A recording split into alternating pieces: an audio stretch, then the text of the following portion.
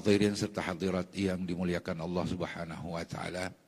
Awal kali saya menginjakan kedua kaki saya di tanah Riau ini merupakan salah satu kenikmatan yang saya lihat, karena memang para muhibbin, khususnya para asatiz yang ada di Pondok Pesantren Nurul Azhar yang begitu gigih, begitu giat untuk menghidupkan kembali ketika ilmu itu sudah banyak ditinggalkan oleh orang-orang. Karena tidak ada ihtimam, tidak ada kepedulian dengan ilmu tersebut. Walhamdulillah. Saya akan mengembalikan ilmu itu ke tanah Sumatera yang saya ambil dari Mekah, yang asalnya dari orang Sumatera, dan saya akan serahkan lagi kepada orang-orang Sumatera. Itu yang saya menjadi salah satu keinginan daripada Al-Maghfurlah Musnidid Dunya Syekh Muhammad Yasin Ibn Muhammad Isa Al-Fadani. Sudah diterangkan oleh akhina Al-Ustaz Al-Nof LC. Beliau adalah salah seorang yang asalnya dari tanah Padang, artikan tanah Sumatera. Kemudian ada dua, saya mengambil ilmu dari ulama besar yang asal dari Sumatera, yang satu dari Tunggal, yaitu Syekh Al-Faqih Utsman bin Said Tunggal Al-Makki. Itu dua orang itu dia muammar, orang yang Allah berikan umur panjang, umurnya lebih 82 tahun. Kalau Sidina Syekh Muhammad Yasin umurnya kurang lebih sekitar 76 tahun kurang lebih. Alhamdulillah ala kulli hal. Sebelum nanti saya ijazahkan juga, kita dengar setelah saya sampaikan hadis al-musalsal bil awaliyah. Kenapa? Ini sangat penting tentunya bagi kita untuk mengenal kembali tentang masalah riwayat-riwayat hadis yang disampaikan para alim ulama ketika itu masih di dalam masa-masa kejayaan ilmu, baik itu di Hijaz, di Mesir, di Syam, di Yaman, dan tempat-tempat lainnya. Sehingga Syekh Muhammad Yasin ini mendapatkan riwayat yang begitu banyak. Dan Al-Faqih alhamdulillah kurang lebih sekitar kurang lebih intens dengan Syekh Muhammad Yasin ini kurang lebih sekitar 8 tahun. Saya kebetulan juga tinggal di rumah beliau, sehingga saya banyak kesempatan untuk berinteraksi dengan Syekh Muhammad Yasin Ibn Muhammad Isa Al-Fadani, yang memang merupakan salah satu, boleh dikatakan pemikul riwayat yang terbanyak di masanya, ya, karena beliau memiliki guru yang begitu banyak. Beliau lebih dari 700 guru yang diambil riwayatnya dan ilmunya oleh beliau. Kita bisa bayangkan orang Sumatera punya guru 700. Ya. Sedangkan orang Arab itu jarang yang punya guru 700. Ini orang Padang, orang Sumatera. Kita harus bangga. Kita harus lebih aktif lagi untuk menghidupkan ilmu-ilmu yang memang dari dari Nusantara, dari Padang. Jadi alangkah baiknya sekarang itu seperti keadaan yang pada malam hari ini kita adakan itu akan lebih lebih diintenskan kembali untuk menghidupkan, karena ilmu tanpa sanad, tanpa riwayat itu akan membawa kekurangan keberkahan. Ya.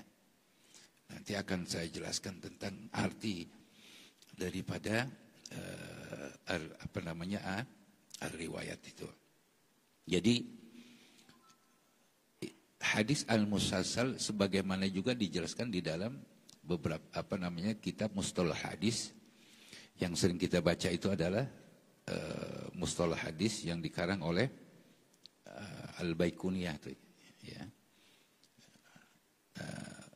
Itu disebutkan di dalam kitabnya itu. Yang pertama tentang musalsal, musalsalun kul ma'ala wasfin ata mithlu ma wallahi amba'anil fata. Ya. Jadi hadis musalsal itu adalah salah satu hadis yang diriwayatkan oleh beberapa rawi dari kita, ya. Terus guru kita, guru lagi, guru sampai kepada para tabi'in.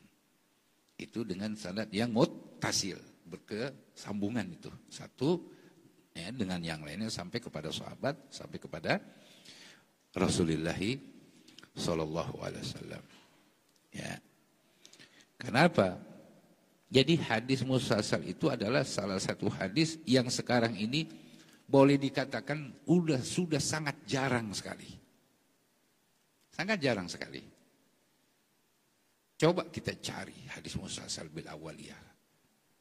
Yang benar-benar orang yang mengemban riwayat itu dari dirinya sampai kepada Rasulullah sallallahu alaihi wasallam sekarang sudah jarang. Kalaupun ada, yang tadi udah dijelaskan, para perawi ini udah pada tua-tua. Nah kalau saya nggak ada, gimana nanti? Nah ini kan ada semacam satu ihtimam, saya mempunyai kepentingan untuk menyampaikan. Jadi amanah ilmu itu harus saya berikan lagi, agar jangan sampai terputus. Orang Indonesia ini setidak-tidaknya dia punya sanad yang bersambungan kepada Rasulullah SAW. Itu dia. Ya, di mana-mana saya itu karena salah satu amanah yang saya diberikan kepada diri saya oleh beberapa guru saya. Yang diantaranya adalah Syekh Muhammad Yasin, Said Abdullah bin Muhammad Siddiq Al-Ghumari, Said Abdul Aziz bin Muhammad Siddiq Al-Ghumari.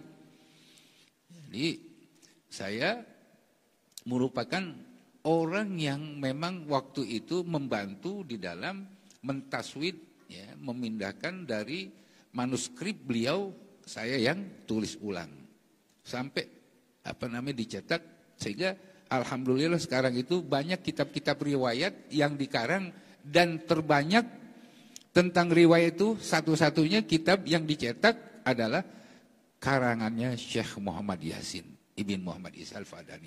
Banyak sekali. Ya. Dan itu fenomenal. Sehingga dia menjadi menjadi rujukan para pengambil riwayat dan sanad dari seantero dunia. Ada tahun 80 miladiah.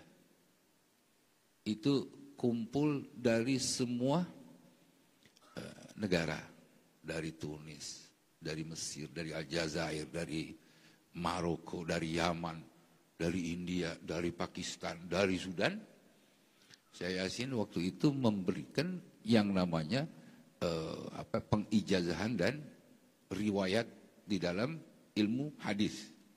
Itu Masya Allah yang datang, lebih dari 700 orang dari seluruh dunia ketika itu. Dan yang datang Masya Allah orang-orang hebat. Yang belum pernah saya lihat orang meriwayatkan hadis dengan sanad yang luar biasa dan dihadiri oleh para ulama-ulama kaliber. Ya. Makanya itu nikmat dekat ulama. Kita ini ketempelan Ketempelan daripada keberkahannya. Orang-orang datang menuju Mekah mengambil riwayat kepada dia. Begitu dia datang ke rumah, ya sekalian tuh riwayatin sama anak-anak murid saya, kan lumayan. Nggak pakai ongkos. Ya. Nah, itu jadi kenapa saya katakan riwayat itu penting? Ya. Karena sanad ini adalah bahagian daripada ilmu agama. Ya. Dan ini merupakan salah satu keutamaan umatnya Rasulullah Shallallahu Alaihi Wasallam yang tidak ada. Ya. Ilmu itu diwariskan oleh para nabi-nabi sebelumnya. Tidak ada. Ada riwayatnya dari Nabi Isa. Ada riwayatnya Nabi Musa kepada kaumnya? Tidak ada. Kecuali riwayat itu ya yang ada di dalam apa? Agamanya Rasulullah SAW. Itu satu-satunya.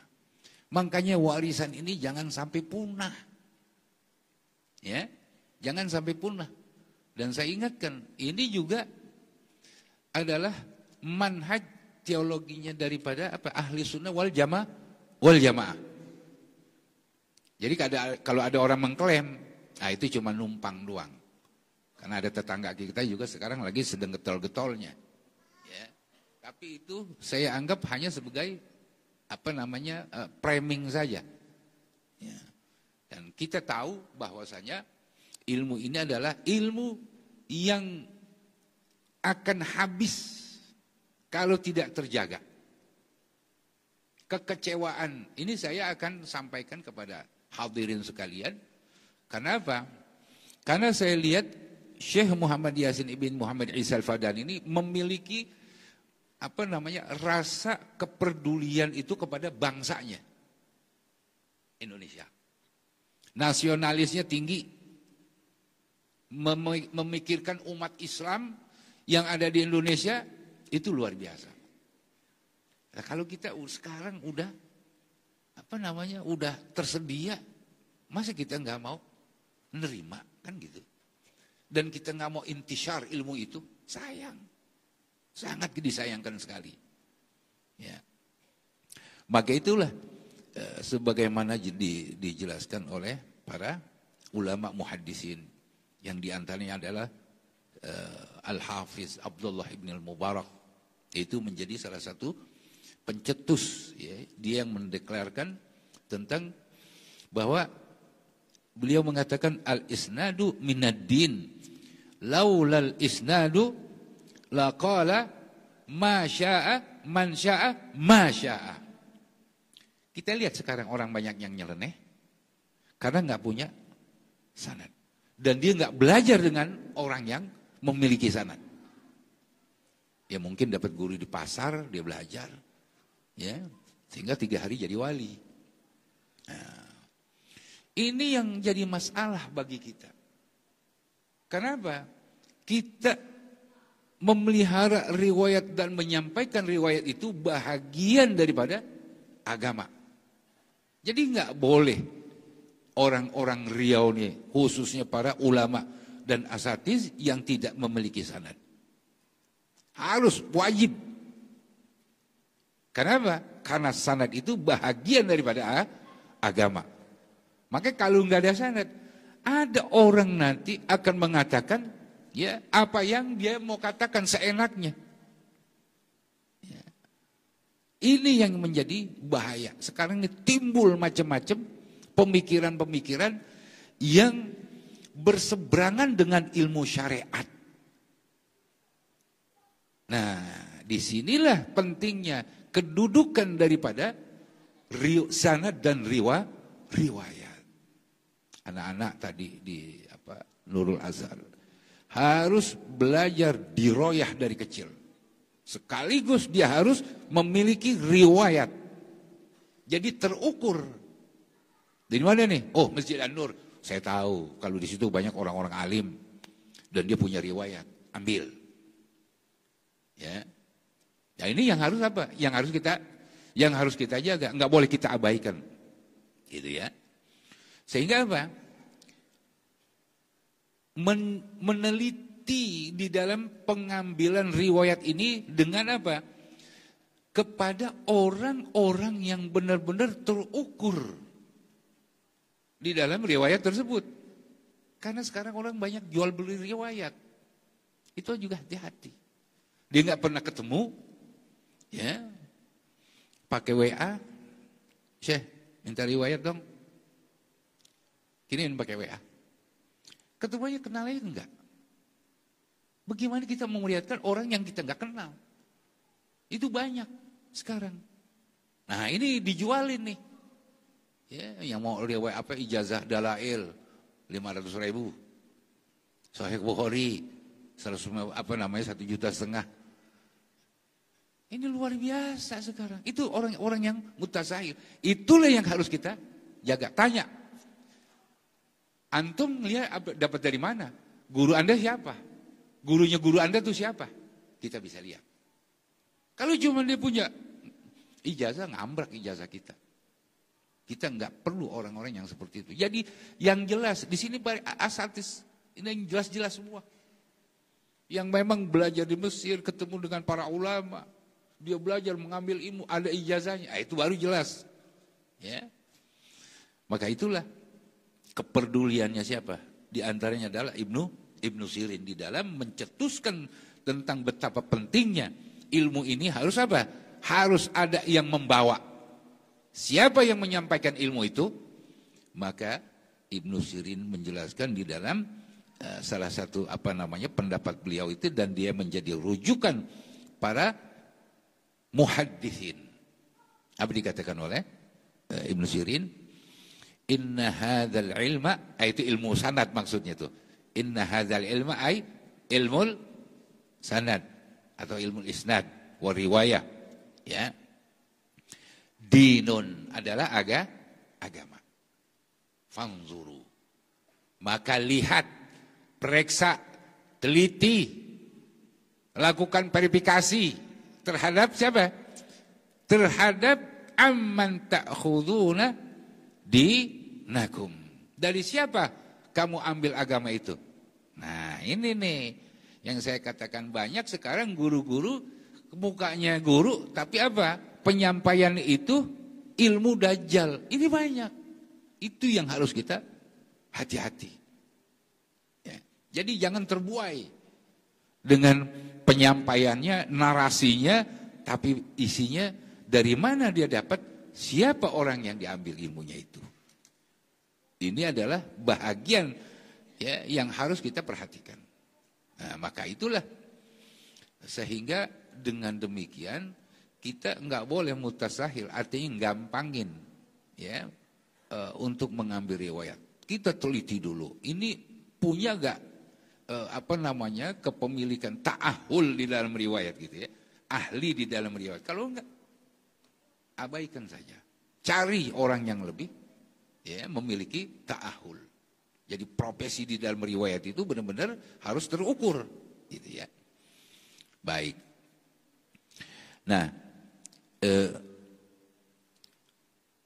di dalam periwayatan ini diantaranya adalah hadis musalsal bil awaliyah. Kenapa saya akan meriwayatkan hadis itu? Agar supaya ada yang namanya hadis yang pertama kali ya antum riwayatkan dari seseorang yang memiliki riwayat itu sebelum mendengar hadis yang lainnya. Sebelum mendengar hadis yang lain dari guru kita, maka kita dengerin dulu. Hadis dikatakan musalsal bil awaliyah. Maka itu dikatakan awaliyah itu adalah hadis yang pertama yang diriwayatkan oleh seorang guru kepada murid. Nah, ini kan jarang nih kebiasaan di Indonesia. Ini harus dihidupkan lagi. Jadi kalau ada ustaz atau kiai atau ulama, ada anak muridnya ya, yang baru atau datang seseorang yang mau istifadah, kasih dulu. Anda udah pernah dengar hadis al-musalsal bil awal belum? Kasih. Supaya apa? Supaya riwayat ini terpelihara secara original. Kita biasanya udah hatam satu kitab, baru ingat ada hadis musalsal bil awaliyah. Lalu apa kita riwayatkan? Kan jadi udah enggak original lagi tuh. Karena apa? Sifatnya sudah idofiyah, bukan hakikiyah. Nah, kita hari punya hakikiyah tadi. Yang memang benar-benar saya mendengarkan hadis itu yang pertama kali. Gitu ya. Sehingga penting nanti ke depan untuk apa? Menyebarluaskan daripada hadis-hadis tersebut kepada murid-murid kita supaya terpelihara riwayat itu sampai akhir zaman. Itu tujuan kita. Maka itu saya akan bacakan hadis al-musalsal bil awaliyah. Bismillahirrahmanirrahim. Nanti para asatidz insya Allah ada printan ya, ijazah itu ada printannya. Saya sudah bikin sebagai kitab sanad Al-Bukhari, ya. Baik, bismillahirrahmanirrahim. Alhamdulillahilladzi syarafa manzilata ahli al-hadis bi ittisal al-isnad ila khairil ibad. Wassalatu wassalamu ala sayyidina Muhammadin khairil ibadi wa afdalul ubad wa ala alihi wa sahbihi ila yaumil ma'ad. Di sini saya akan membacakan apa? Fa inni al-Abdul Fakir Ar-Raji al-Afi Rabbil Bagi Ahmad Marwazi bin Muhammad Siddiq Ad-Dari. Dari itu sering kita dengar, sering kita baca. Ad-Dari itu adalah orang yang pernah belajar di Darul Ulum, gitu loh Ustaz. Iya, ya, Ad-Dari itu adalah orang yang pernah belajar di Darul Ulum. Kebetulan saya dulu di Darul Ulum, sekolahnya di Mekah. Yang mudirnya itu adalah Syekh Yasin ketika itu. أروي هذا الحديث المسلسل بالأولية حقيقية سماعا من شيوخ الأجلاء والعلماء الفضلاء فأقول أخبرنا به المحدث الحافظ السيد عبد الله بن محمد صديق الغماري الحسني الطنجي المغربي والمحدث الناقد السيد عبد العزيز بن محمد صديق الغماري حسني الطنجي المغربي والمحدث الفقيه الشيخ محمد حبيب بن الخواجة التونسي والعارف بالله الشريف محمد بن عمر بالقائد الهبري الإدريسي التلمساني الجزائري الحسني والعلامة مسند الدنيا شيخ محمد ياسين بن محمد عيسى الفاداني المكي وآخرون وهو أول حديث سمعته من كل واحد منهم. Jadi saya mendengar hadis musalsal lebih dari 10 masyayikh, itu sangat sedikit sekali. Ya, kurang lebih sekitar 20, baik dari ulama Yaman, dari ulama Syria, dari ulama Mesir, dari Maroko, dari Indonesia juga ada, kemudian dari ulama Hijaz, ya. Nah, masing-masing ulama yang saya riwayatkan hadis itu sampai kepada Sufyan ibn Uyainah. Mempersingkat saja, ini kepanjangan kalau baca sanadnya, ya. Sampai Sufyan ibn Uyainah. Karena hadis musalsal bil awaliyah itu dari Sufyan ibn Uyainah selesai sampai di situ, sampai kepada Rasulullah itu tidak musalsal lagi, tetapi dia muttasil. Walaupun di dalam beberapa riwayat itu, ya, ada yang ittisal, hanya lafaznya saja yang berbeda, ya. Dari Sufyan Ibnu Uyainah, ya. Kemudian setelah itu ke atasnya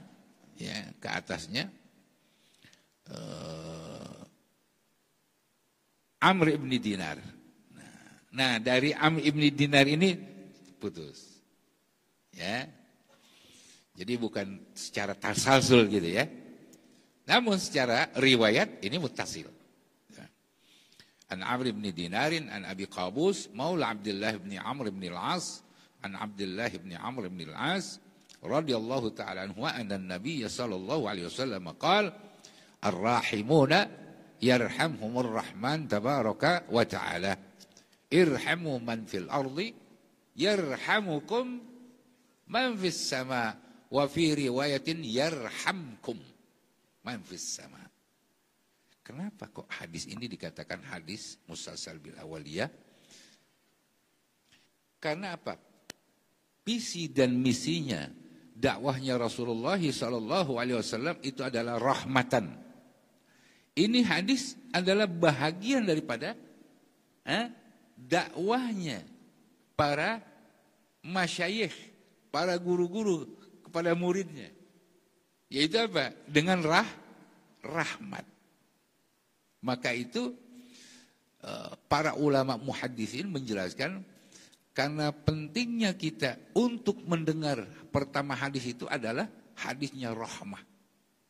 Itu terkenal dengan hadis rahmah. Karena apa?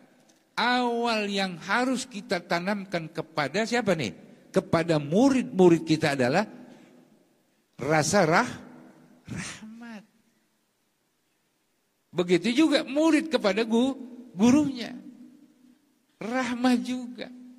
Jadi bukan hanya seorang. Jadi harus ada apa? Saling memberikan yang namanya rahmat tersebut. Dari murid ke guru, dari guru ke murid, rahmat. Maka dijelaskan irhamu man fil ardi. Man fil ardi. Nah, apa? Islam itu membawa apa? Rahmatan lil alamin. Sebagaimana misi dakwahnya Rasulullah sallallahu alaihi wasallam. Wa ma arsalnaka illa rahmatan lil alamin. Ilmu pun begitu. Untuk membawa rahmat. Jadi ilmu ini bukan untuk jor-joran, adu, kepintaran, enggak. Membawa rahmat. Artinya mengajak orang dengan ilmu itu kepada jalan yang diredhoi oleh Allah Subhanahu wa taala dan bisa menyatukan di antara umat Islam. Ini dipecahin umat Islam sekarang. Hamas diributin. Ya. Itu orang yang memecah belah itu orang yang belum pernah mendengar hadis awaliyah atau hadis rahmah. Nah, jadi orang mau belajar itu dulu harus tanamkan rasa kasih sayang kita kepada semua, kepada guru, pada murid. Harus itu menjadi suatu kewajiban sehingga kita ada apa? Ada kepedulian. Di dalam menyikapi ilmu itu adalah suatu amanah yang harus kita emban untuk apa tadi? Membawa rahmat. Membawa rahmat kepada semua manusia. Tanpa terkecuali. Bukan hanya kepada umat Islam saja. Orang yang ada ilmunya. Nggak bakalan dia berbuat seronoh. Dia akan menjaga secara dia bisa men-skip dirinya itu untuk tidak menyakiti orang. Itu dakwah seperti itu. Jadi dakwah itu merangkul, bukannya memukul. Dakwah itu mengajak, bukannya dakwah itu menginjak. Itu hadis ramal, itu ulama membuat syarah tentang hadis awaliyah panjang lebar. Nanti insya Allah dengan Dr. Zuhendri bisa kita minta penjelasan dengan Ustaz Arnaf LC pun bisa. Itu subhanallah. Kalau kita mau mengamalkan hadis ini, kayaknya udah cukup. Umat Islam nggak perlu ribut lagi, antara umat nggak perlu ribut lagi. Yang penting apa? Mengerti tentang hadis awaliyah tersebut. Ya. Nah itu hikmahnya. Maka dengan hadis yang tadi saya bacakan kepada antum hadirin di sini semua, saya ijazahkan hadis al-musalsal bil awaliyah ijazah khasah tamah mutlaqah. Qabilna. Ya, gitu. Nah, kemudian ada hadis setelah kita saling mengasihi, ya, ar-rahim, rahmah. Kita harus saling mencintai. Mencintai itu ada hadisnya bil mahabbah. Hadis bil mahabbah. Al-musalsal bil mahabbah. Akhbarana al-muhaddis musnidul asr al-lama Syekh Abdul Faid Muhammad Yasin ibn Muhammad Isa al-Fadani al-Makki. Qala akhbarana Syekh Muhammad Abdul Baqi al-Laknawi al-Madani. Wa Umar Hamdan al-Mahrasi wa Khalifah ibn Hamad al-Nabhani. Wa Falih ibn Ali al-Zahiri al-Madani. Arba'atuhum an walidil akhir Syekh al-Allamah Falih bin Muhammad al-Zahiri al-Madani an Muhammad Ali al-Sanusi an al-Jamal Abdul Hafiz al-Ujaimi an Muhammad Hashim ibn Abdul Ghabur al-Sindi an Eid ibn Ali al-Numrusi al-Burulusi an al-Muammar Muhammad al-Buhuti al-Hambali an Abdul Rahman al-Buhuti an Najm al-Ghaiti an al-Hafiz Jalaluddin al-Suyuti. Itu yang punya kitab Al-Itqan, ya, fi ulumil Quran. An Abi Thayyib Ahmad bin Muhammad Al-Hijaz Al-Adib an Qadi Al-Qudhat, ya, Majduddin Ismail ibn Ibrahim Al-Hanafi an Abi Sa'id Al-Ala'i an Ahmad bin Muhammad Al-Urmuwi an Abdurrahman ibn Makki an Abi Tahir Al-Silafi an Muhammad ibn Abdul Karim an Abi Ali Isa bin Syahdan al-Qassar al-Basri, an Ahmad al-Najjad, an Ibni Abi Dunya, an al-Hasan al-Jarawi, an Amr at-Tanisi, an al-Hakam ibn Abdah, an Haywah ibn Shuraih, an Abdah bin Muslim, an Abi Abdurrahman al-Hubuli, an Abdurrahman ibn Usailah al-Muradi, thumma as-Sunabihi, an Muaz ibni Jabalin radhiyallahu ta'ala anhu, sampai kepada sahabatnya Rasulullah sallallahu alaihi wasallam, Muaz ibni Jabal, ya.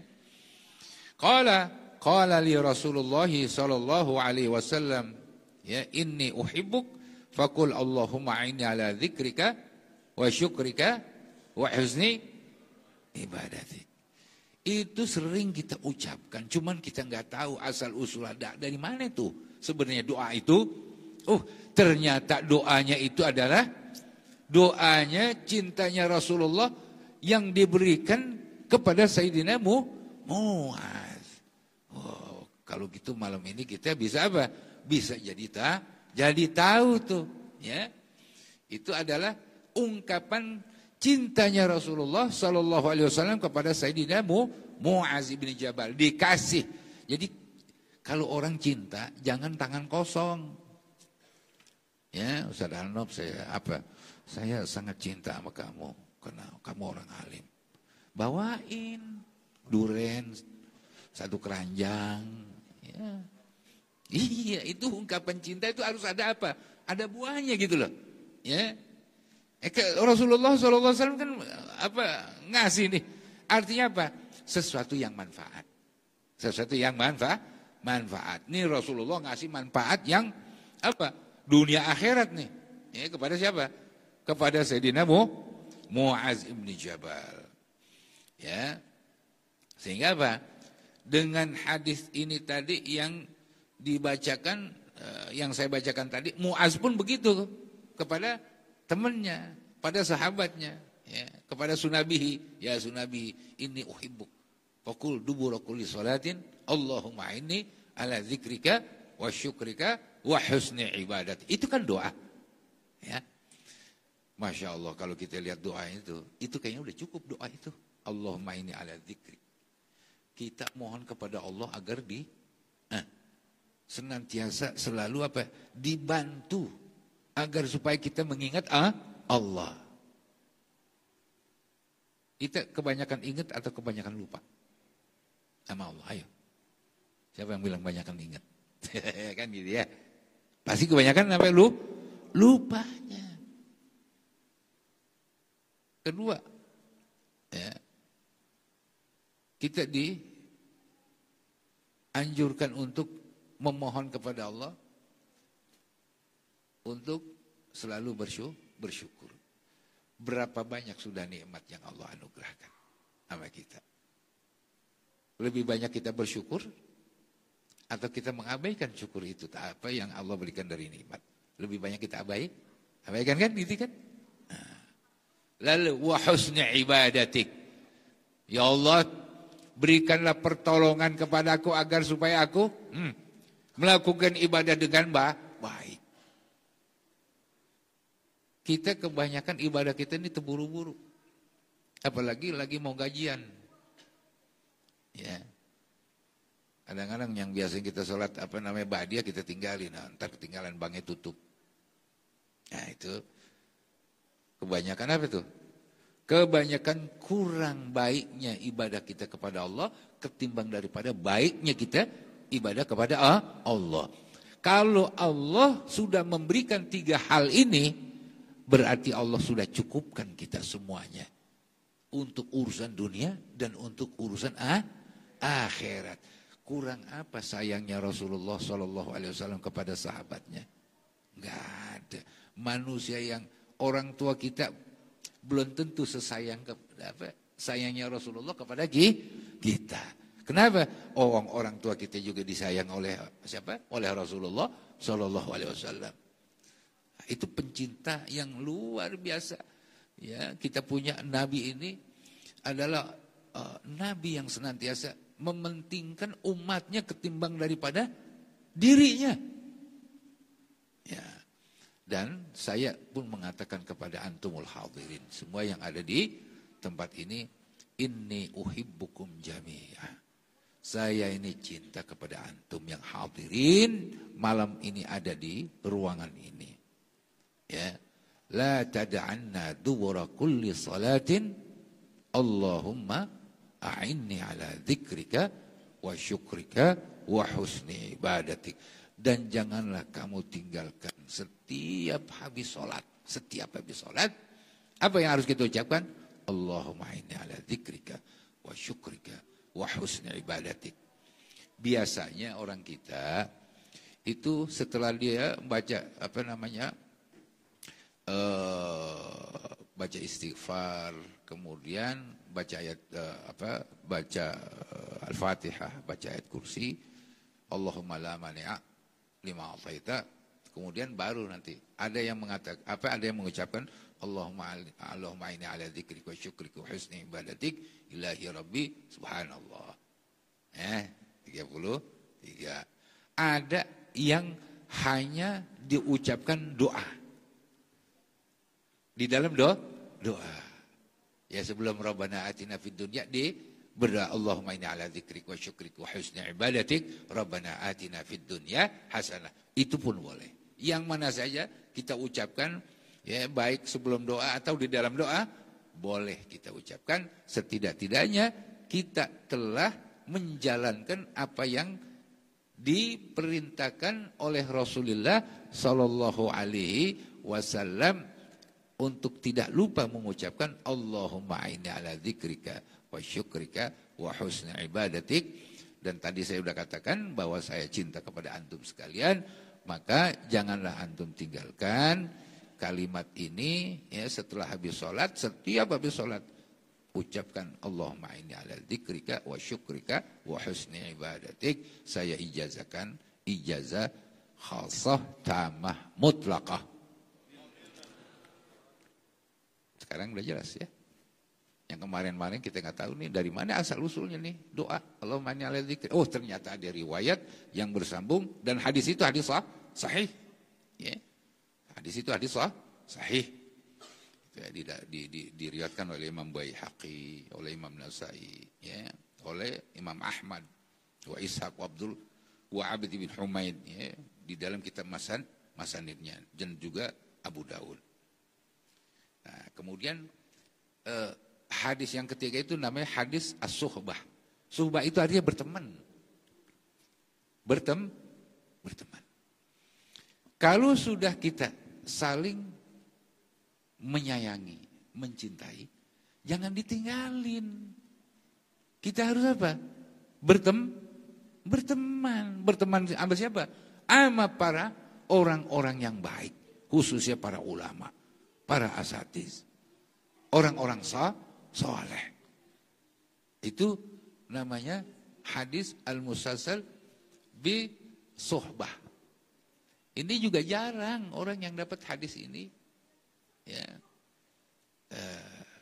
yang meriwayatkan hadis al-musalsal bi suhbah.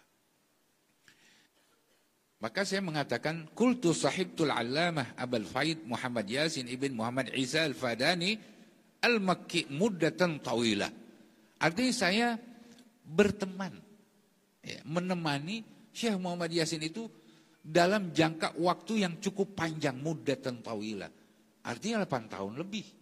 Saya bertemu tahun 76 sampai tahun 88. Berarti 13 tahun. Intens saya di rumahnya itu enggak kurang dari 8 tahun. Ya, jadi cukup panjang ya, perjalanan pertemanan saya ya, kepada Al-Allamah Syekh Muhammad Yasin ibn Muhammad Isa al-Fadani al-Makki.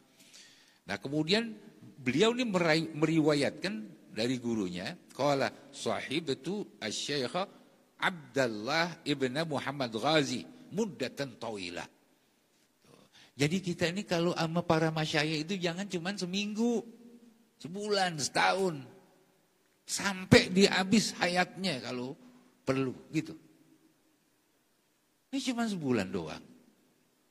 Habis itu, saya baca kitab sebulan. Apa yang kita gali ilmunya? itu suhbah sama ulama itu perlu waktu. Ya, jangan apa? Jangan terburu-buru. Seminggu sekali datangnya. Ya. Datangnya nggak bawa durian lagi.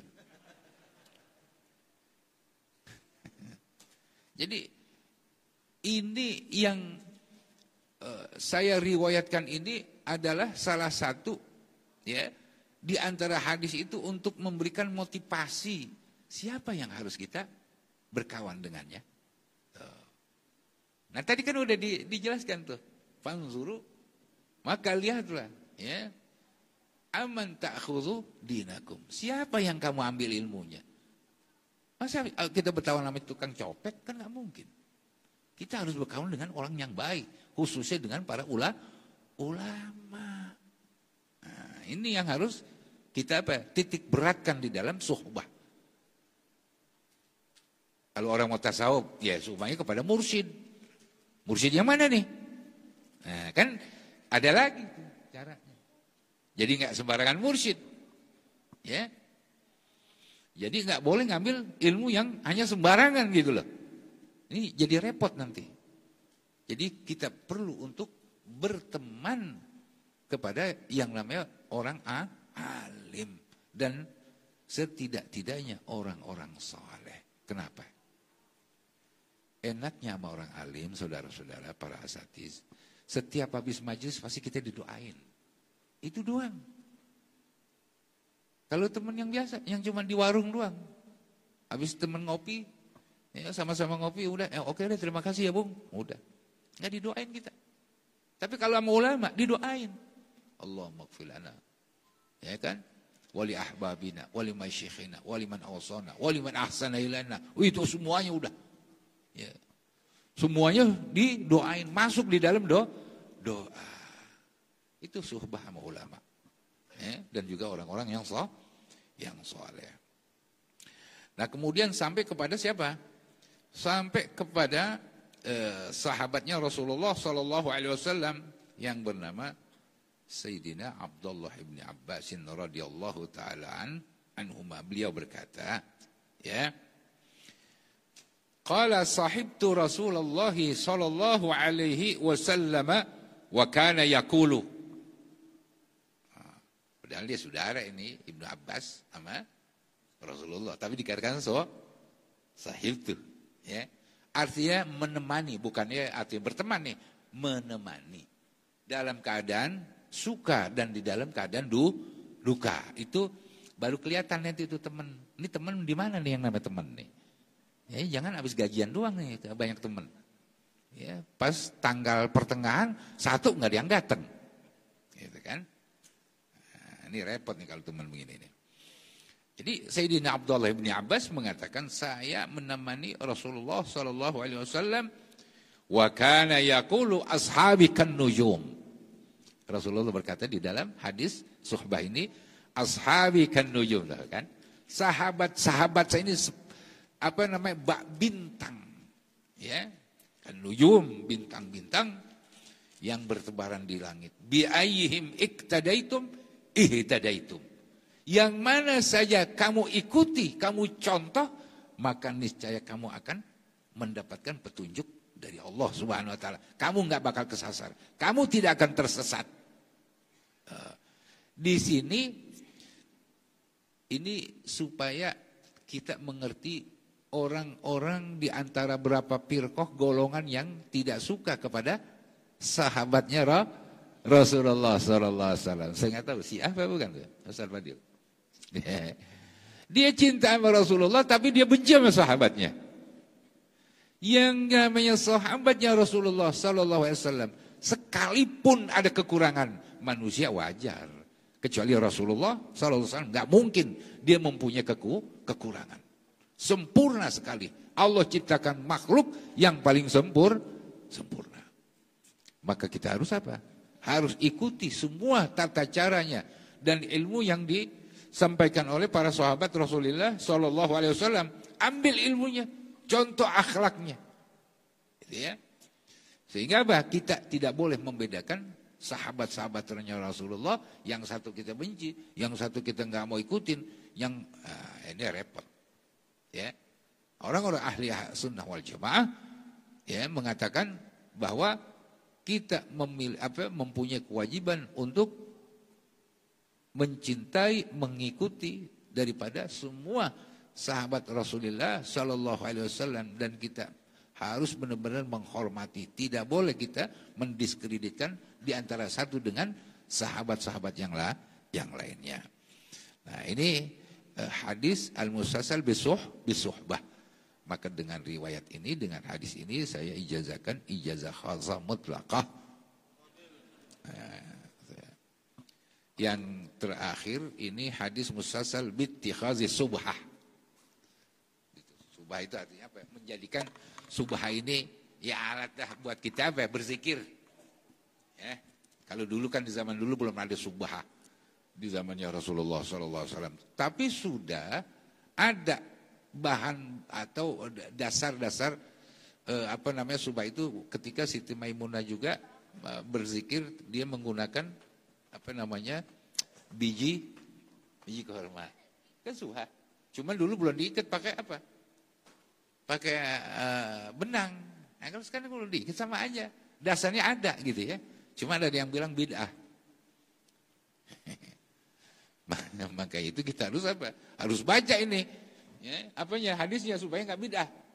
Gitu ya. Hadirin sekalian. Al-musalsal bittikhazi subhah. Qala katsirul Masawi. Saya ini orang yang banyak salah, lalai, alfa dan seterusnya. Ahmad Marwazi bin Muhammad Siddiq al-Batawi al-Makki. Akhbarana musnidud dunya. Syekh Muhammad Yasin ibn Muhammad Isa al-Fadan al-Makki. Wa ra'ayna subhata biyadi. Jadi ketika dia meriwayatkan hadis ini, di tangan itu ada subhah. Saya meriwayatkan hadis ini juga saya harus apa? Saya harus punya subhah. Nah itu harusnya apa? Harus ada yang namanya tahammur riwayah. Bagaimana disampaikan? Oh subhah, harus pakai subhah. Mau subhah cuma 3 kek, mau 4 kek, mau yang 100 juga nggak apa-apa. Yang penting di tangannya ada subhah. Gitu ya. Ini salah satu hadis yang yang juga jarang gitu ya diriwayatkan oleh para alim ulama ya sekarang ini, karena mungkin dia nggak kedapatan daripada riwayat hadis subhah ini. Warayna subhata biyadi qala akhbarana muhaddisul haramain Syekh Umar Hamdan al-Mahrasi wa Abdullah ibn Muhammad Ghazi wa Said Idrus ibn Salim al-Bar wa ra'aitu subhata biyadi kulli minhum. Jadi mereka tuh masing-masing yang dilihat di antara 3 gurunya Syekh Yasin, memberikan hadis kepada Syekh Yasin, mereka memegang subhah. Jadi subhah itu alat untuk apa? Berzikir agar supaya apa? Jangan lupa dan menjadikan zikir itu dengan apa?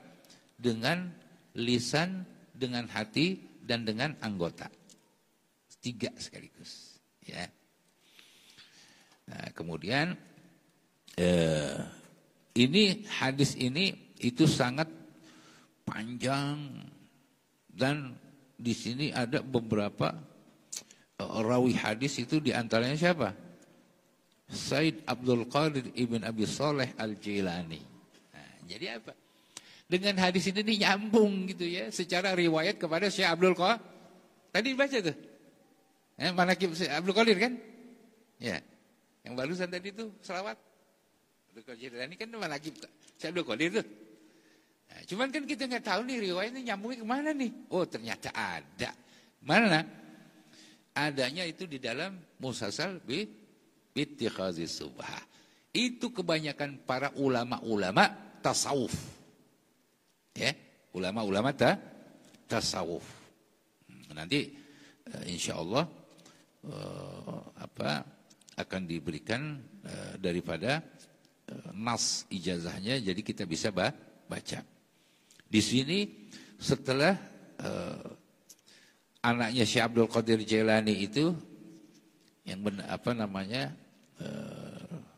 ayahnya ya Abi Saleh Jailani waraitu subha biyadi qala haddatsana Abu Sa'id Al-Mubarak ibni Ali ya Al-Baghdadi wa ra'aitu Subha biyadi qala haddatsana Abul Hasan Ali ibn Abdillah Al-Hakkari, ini seorang tasawuf besar.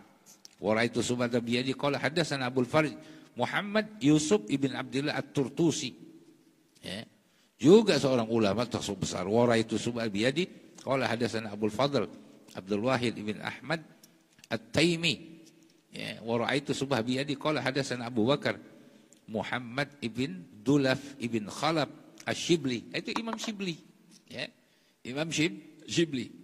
Wa ra'aitu Subha biyadi qala hadatsana Abul Qasim Al-Junaid, ini Imam Junaid ya, Imam Rijal Ibn Muhammad Al-Qawariri. Wa ra'aitu Subha biyadi qala hadana As-Sari Suq ibn Mughallis As-Suqti. As-Suqti. Ya. Ini juga rais daripada orang-orang tasawuf. Wa ra'aitu Subha biyadi qala hadatsana Ma'ruf bin Fairuz Al-Karhi, Imam Karhi. Wa ra'aitu Subha biyadi qala hadatsana Daud ibn Sulaiman Ad-Darani. Wa ra'aitu Subha biyadi faqala hadatsana Habib Muhammad Al-Ajami Al-Khurasani. Wa ra'aitu Subha biyadi qala hadatsana Al-Hasan ibn Abi Al-Hasan Al-Basri. Ini Hasan Basri muridnya daripada Sayyidina Ali karramallahu wajhah. Wa ra'aitu Subha biyadi qultu ya ustaz ya ma'izami sya'nik wa husni ibadatik wa anta ilal an ma'a Subha. Wahai ustaz, saya lihat Anda itu orang yang sudah Masya Allah luar biasa ya. Anda memiliki keadaan yang begitu agung ya, ibadah, arti dia punya posisi yang tinggi di kalangan para ulama. Orang tahu dia ada Imamul A'immah ketika itu, siapa? Hasan Al-Basri ya. Kemudian ibadahnya boleh dikatakan dia yang paling terdepan.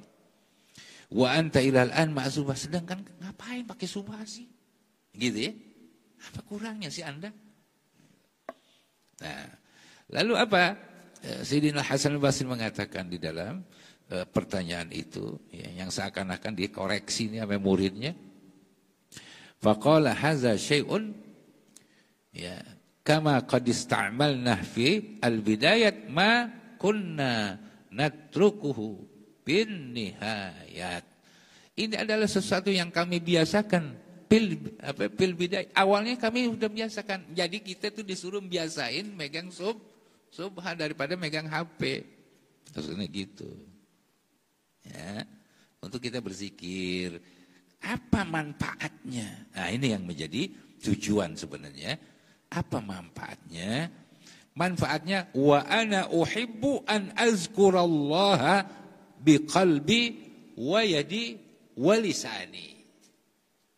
Saya itu ya menginginkan dan saya suka agar saya berzikir mengingat kepada Allah dengan hati, dengan tangan, nanti pakai sufa dan dengan lisan. Jadi 3 menjadi satu. Maka dengan hadis ini saya ijazahkan kepada antumul hadirin ijazah khassah mutlaqah.